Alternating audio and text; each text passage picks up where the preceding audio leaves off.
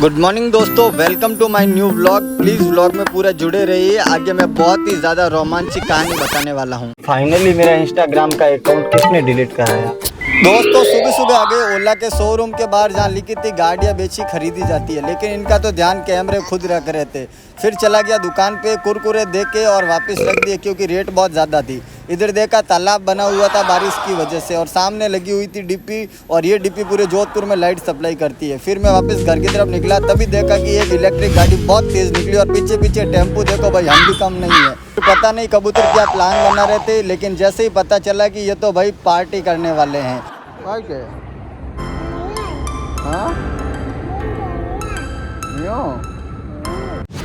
अब गायत्री की भाषा तो समझ में नहीं आ रही थी, लेकिन मम्मी लहसुन छील रही थी और ये जैसे ही झुल्ला देने लगी, मम्मी ने सर्विस कर दी इसकी।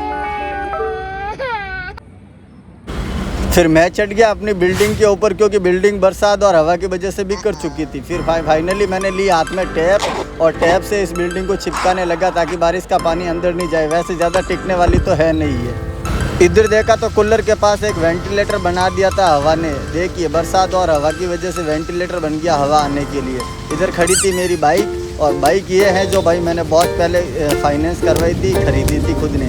इधर थोड़ा सा व्यू लिया मैंने पापा की टैक्सी के पास, और उसके बाद फाइनली मैंने देखा कि मेरे घर के अंदर एक शेर घुस चुका है। जैसे ही पास में गया, शेर भाग गया, और आकर के मैंने अपनी जैसे तिजोरी की चाबी खोल ली, और तिजोरी खोली तो सबके पैसे निकलते हैं, पर मेरे तो ये देखो सब के सब कपड़े निकले। ये वो प्रोग्राम के जाने वाले कपड़े हैं, कुर्ते पजामे सारे की सारे, इसके अलावा कुछ नहीं है। जो मेरे मेन कपड़े थे पहनने वाले, शर्ट और पैंट, वो मैंने सब बाहर निकाल दिए। और फाइनली मैंने आज ये ड्रेस पहनने का डिसीजन लिया, इसलिए ये ड्रेस बाहर रख के एक तरफ लेकर के चला गया तैयार होने के लिए।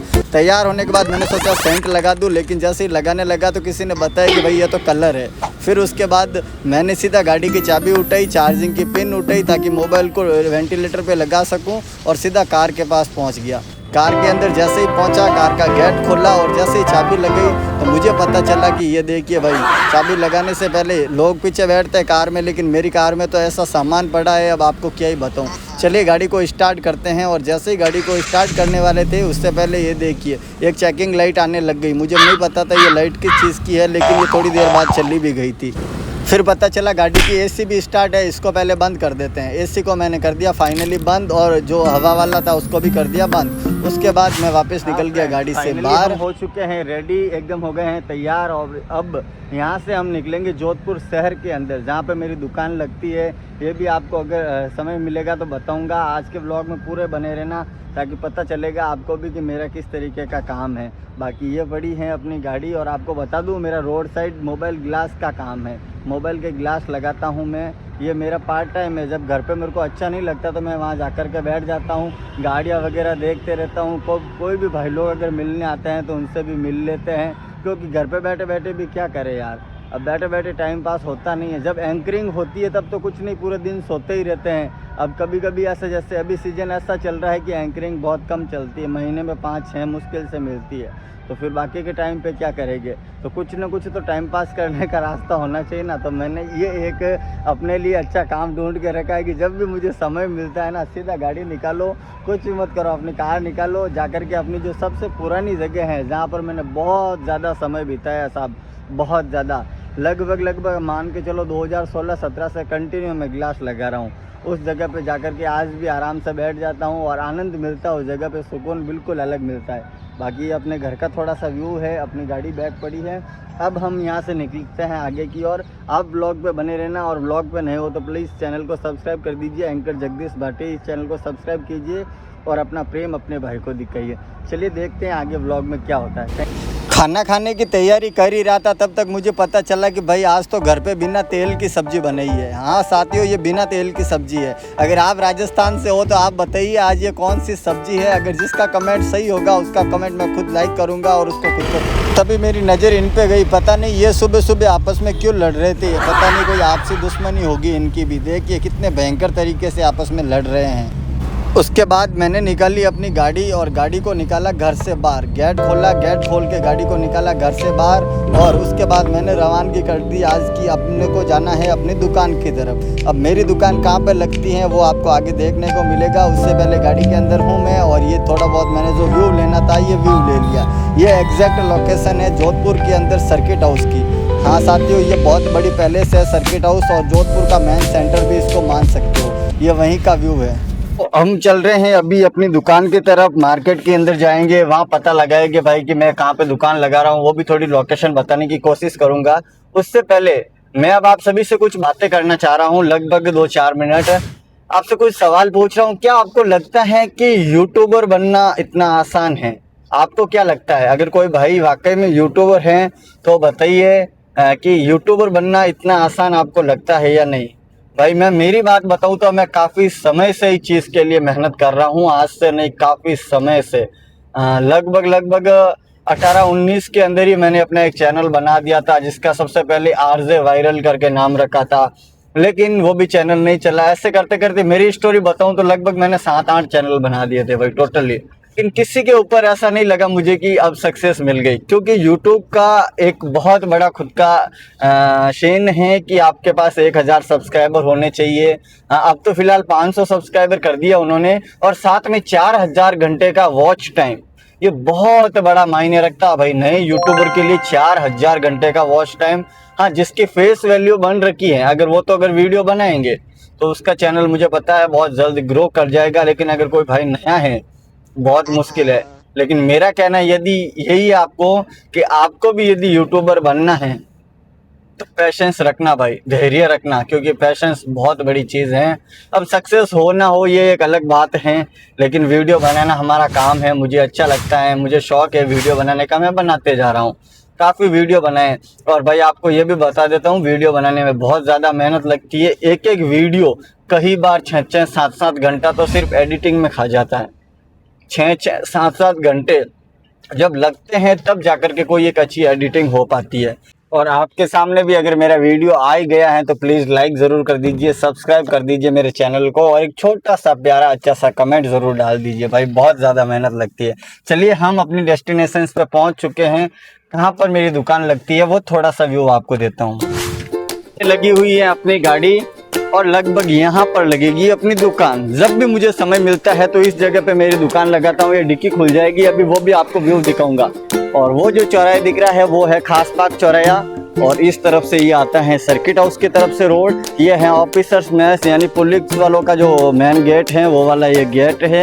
और सामने ये देखिए बहुत प्यारी होटल बनी हुई है खास बाग पैलेस। और यहाँ पे अपनी ये लगभग मैं बहुत समय से इस जगह पर वीडियो भी बनाए मैंने काफ़ी, और इस जगह पे बहुत ज़्यादा समय बिताया है भाई।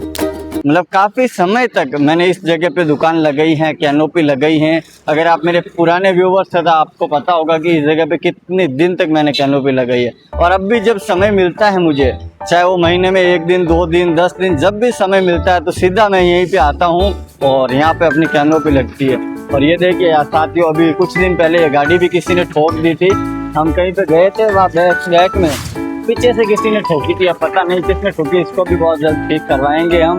और बाकी आप बताना आपको मेरा व्लॉग क्या पसंद आ रहा है या नहीं आ रहा है, या और भी आपका कोई डाउट है छोटे मोटे तो मुझे कमेंट्स में ज़रूर बताते रहिएगा। बस आपका प्रेम सपोर्ट चाहिए और वीडियो को शेयर भी ज़रूर करते रहिएगा। अब हम सब दुकान लगाते हैं तो सबसे पहले इस डिक्की को खोल देते हैं। ये डिक्की ऊपर जाने के बाद ये देखिए कुछ इस तरीके का मेरा दुकान का पीछे ही सेटअप बन रखा है। ये भी पूरा बाहर आ जाता है, नीचे से एक ट्रे बना रखी है, देखिए ये भी पूरी बाहर आती है। और अंदर जो एक टेबल पड़ी थी ये टेबल बाहर की तरफ लगती है थोड़ी सी देर में। ये अब बताता हूँ ये आपको व्यू कैसा दिखता है। ये कुछ इस तरीके से लगती है मेरी ये दुकान। अब आप बताइए आपको ये कैसी लग रही है। यहाँ सारे ग्लास के डिब्बे रखे हुए हैं, इसके अंदर पूरे कवर रहते हैं मेरे। यहाँ पे मैं ग्लास लगा सकता हूँ निकाल के आराम से। और इधर मेरे और भी बहुत से रिपेयरिंग के सामान हैं, इसमें सारे के सारे ग्लास भरे हुए रहते हैं। इसमें और भी जैसे केबले वगैरह, ईयरफोन वगैरह वो चीज़ें रहती है। इसमें आईफोन के मॉडल के जैसे प्राइवेसी ग्लास हो गए वो वाली क्वांटिटी रहती है इसके अंदर। और ये दुकान है पूरी की पूरी मेरे, देख लीजिए आप। मतलब वैगनआर को भी एक चलती फिरती दुकान के अंदर मैंने कन्वर्ट कर रखा है। अगर मेरे पुराने व्यूअर हो गए तो उनको पता है सबसे पहले मैं इस टेबल के ऊपर लगाता था, सिर्फ ये टेबल थी मेरे पास उसके बाद मैंने ये पूरा की पूरा सेटअप एक बाइक के ऊपर बनाया था। बाइक के ऊपर भी काफ़ी समय तक ये लगाया था, और बाइक के बाद जब मेरे पापा ने मेरे को ये कार दिला दी थी, बहुत जिद करने के बाद, लगभग काफ़ी जिद की मैंने पापा से, तब जाकर के मेरे हाथ में ये कार आई थी। और भाई जब से आपके भाई के हाथ में कार आई है तब से बस वापस बाइक का तो नाम भी नहीं लिया है। सुबह भी मैंने व्लॉग में छोटा सा रिव्यू दिया था, वही बाइक वो मैंने खुद ने खरीदी थी नहीं, और ये मैंने सेकेंड हैंड ही खरीदी है। लेकिन ये पापा का प्रेम है, घर वालों का प्रेम है, दिला दी उन्होंने फाइनली कार। अब मुझे ये बताइए आपको ये व्यू कैसा लग रहा है, ये दुकान, मेरा छोटा सा सेटअप आपको कैसे लग रहा है। बस होता यही है कि मैं इस दुकान को रोज़ नहीं लगा पा रहा हूँ, कोई फिक्स नहीं है कि इस दुकान को मैं कब लगाऊंगा, आज लगाऊंगा, कल लगाऊंगा या नहीं लगाऊंगा, कोई फिक्स नहीं। जब मेरा मूड होता है कि नहीं आज वहाँ पे चलना है, तब आता हूँ, यहाँ दुकान का सेटअप लगा देते हैं। अगर मूड नहीं है तो घर पे कूलर चालू करके सो जाते हैं, या फिर एंकरिंग की तैयारी करता हूँ मैं खुद भी। जैसे आप सभी को पता होगा कि इसी वीडियो के अंदर मैं एंकरिंग की भी काफ़ी टिप्स देता हूँ। और आपको पुनः एक बार बता दूं भाई, वीडियो बनाने में बहुत ज़्यादा मेहनत लगती है, इसलिए आप ज़्यादा से ज़्यादा सपोर्ट करते रहिए। चाहे नया क्रिएटर भी हो, नया यूट्यूबर हो, तो भी उनको ज़्यादा से ज़्यादा आप सपोर्ट करने की कोशिश किया करें। अब काफ़ी लोगों के मन में ये डाउट होता है कि जगदीश भैया आप ये जो कैनोपी लगा रहे हो उसमें कितना पैसा मिल जाता है, क्या घर सर्वाइव कर जाता है, घर चलता है या नहीं चलता। तो मैं बता दूं भाई, घर की फ़िलहाल मुझे कोई ज़्यादा लोड नहीं है, क्योंकि मेरे घर का पूरा खर्चा मेरे पापा ही चलाते हैं, और ना ही मुझसे कभी कोई हिसाब ज़्यादा वो पूछते हैं। बस अगर मांगते हैं तो दे देता हूँ, नहीं मांगते हैं तो कोई बात नहीं, चलता रहता है जैसे ही चलता है। अब बात रही कि कितना मिल जाता है, तो आपको बता दूं भाई, अगर आप बिगिनियर हो, आपके पास कोई भी धंधा नहीं है, कोई भी काम नहीं है, और आप किसी के पास काम नहीं करना चाहते, नौकरी नहीं करना चाहते, तो ये बहुत बढ़िया ऑप्शन है, बहुत बढ़िया। इसमें ज़्यादा समय भी नहीं लगता है, मात्र 1 महीने 2 महीने के अंदर आप सीख जाओगे कि ग्लास किस तरीके से लगाया जाता है। और आपको बता दूं कि यदि जैसे बाहर हम कम से कम 8-10 घंटे की ड्यूटी देते हैं, वैसे ही 8-10 घंटा नहीं, या मात्र 4 से 5 घंटा या 6 घंटे की ड्यूटी दे दोगे इस दुकान पे कंटिन्यू, तो आपके 500 से 1000 रुपये कहीं नहीं गए। ये 101% है कि 500 से 1000 रुपये की मजदूरी आपकी 101% हो ही जाएगी। बस आप, अगर आपके पास कोई भी काम नहीं है तो आप भी इस तरीके का काम स्टार्ट कर सकते हो। बाकी बहुत अच्छा है, ये व्यू भी बहुत अच्छा मिलता है, इससे नॉलेज भी ज़्यादा मिलती है, क्योंकि किसी के पास काम करने से तो अच्छा है। मेरा तो यही सजेशन है कि खुद का अगर कोई जॉब हो, खुद की अगर कोई काम हो तो बढ़िया रहता है। और मेरा तो ये छोटा सा काम है, और मेरे क्या क्या काम है आप सभी को पता है। मैं ग्लास का भी काम करता हूँ, मैं वीडियो एडिटिंग भी खुद ही करता हूँ, वीडियो बनाता ही खुद ही हूँ, एंकरिंग भी करता हूँ, साथ में मैं SBI लाइफ के अंदर इंश्योरेंस एडवाइज़र भी हूँ, वीडियोग्राफी, फोटोग्राफी का, ब्याह शादी का काम चलता है, काफ़ी काम है मेरा। ऐसा नहीं है कि मैं एक काम के भरोसे बैठा हूँ, ऐसा कुछ नहीं है। ये चल रहा है तो ठीक है, नहीं तो दूसरे के अंदर घुस जाते हैं। लेकिन हाँ, एंकरिंग मेरा शौक़ है और मेरा मेन काम मान सकते हो, क्योंकि मुझे उसके अंदर बहुत बड़ा नाम बनाना है, बहुत बड़े लेवल तक जाना है। इसलिए मेरा सबसे ज़्यादा फोकस रहता है ओनली फॉर एंकरिंग पर और वीडियो एडिटिंग के ऊपर। कुछ ही देर में दुकान पे ग्राहक आना स्टार्ट हो जाते हैं और मैं ग्लास लगाने लग जाता हूं, और मोबाइल के ऊपर ग्लास लगाने के बाद भाई साहब को उनका मोबाइल वापस दे देता हूं। भाई साहब मुझे पेमेंट कर देते हैं और मैं गाड़ी लेकर के वापस अपने घर की तरफ निकल जाता हूं, क्योंकि कोई इमरजेंसी काम आ जाता है। रास्ते में ये देखिए जो सामने दिख रही है, ये है मेरी स्कूल, यहाँ पर मैं पढ़ चुका हूँ भाई।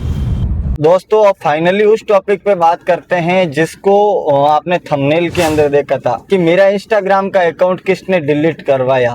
बिल्कुल उस टॉपिक पे बात कर रहे हैं कि आखिर मुझे उस चीज़ का पता चल ही गया।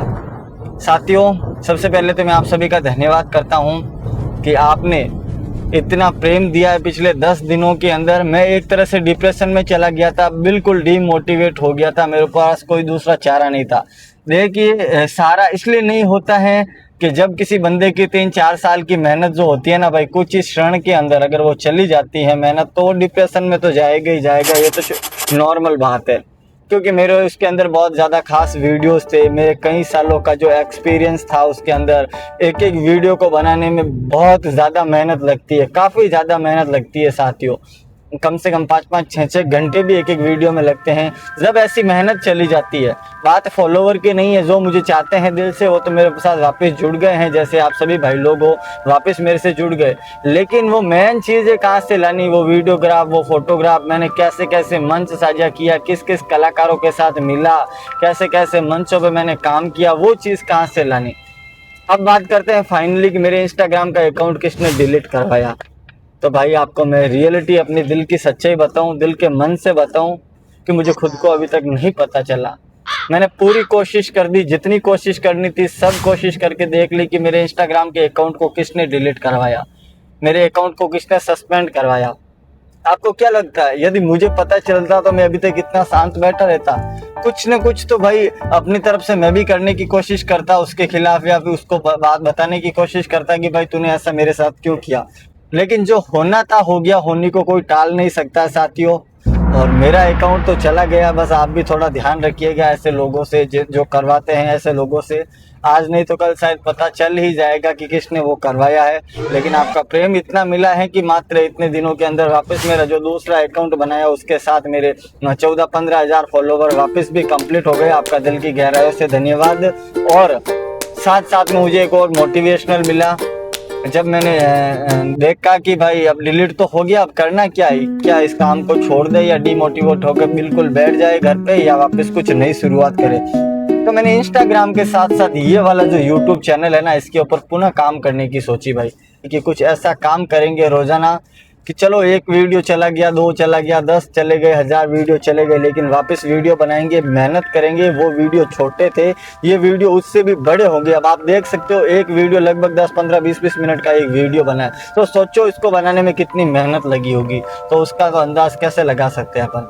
आपके भाई ने ये चैनल वापस स्टार्ट कर दिया है। मेरी लाइफ की जो लाइफ स्टाइल के व्लॉग हो गए इसके ऊपर डालने की कोशिश करूंगा, एंकरिंग की ट्रिप देने की कोशिश करूंगा, कैसे एंकरिंग सीख सकते हैं, मंचों के कुछ शायरियों के बारे में, कुछ रोमांटिक कहानियां, कहाँ मैं जाता हूँ, कैसे भजन संध्याओं में काम करता हूँ, वहाँ के भी व्लॉग डालने की कोशिश करूंगा। लेकिन फिलहाल अभी तक मुझे इस चीज़ का पता नहीं चला है कि मेरे अकाउंट किसने डिसेबल कराया, किसने सस्पेंड कराया। इंस्टाग्राम और फेसबुक का पर हो गया दोनों डिसेबल, और वापस आने का उसका कोई भी चांसेस नहीं है, 0% चांसेस है। साथियों अभी तक आप मेरे साथ वीडियो पे जुड़े रहे, आपका दिल की गहराइयों से बहुत बहुत धन्यवाद। और आपसे अनुरोध है कि आप मेरे चैनल पे आ ही गए हो तो प्लीज़ वीडियो को लाइक कर दीजिए, चैनल को सब्सक्राइब कर दीजिए और आपके भाई को सपोर्ट दिखाइए, ताकि मेरे अंदर वापस वो पुनः जोश आए और मिल करके हम सभी साथ में अच्छा काम करेंगे, बहुत बड़ा। कितनी भी कठिनाई क्यों नहीं आ जाए साथियों, हारेंगे नहीं इतना आसानी से। जब तक चलो छोड़िए, कोई बात नहीं, आज के लिए बस इतना ही। मिलते हैं एक नई वीडियो में, तब तक के लिए जय हिंद, वंदे मातरम, बाय बाय।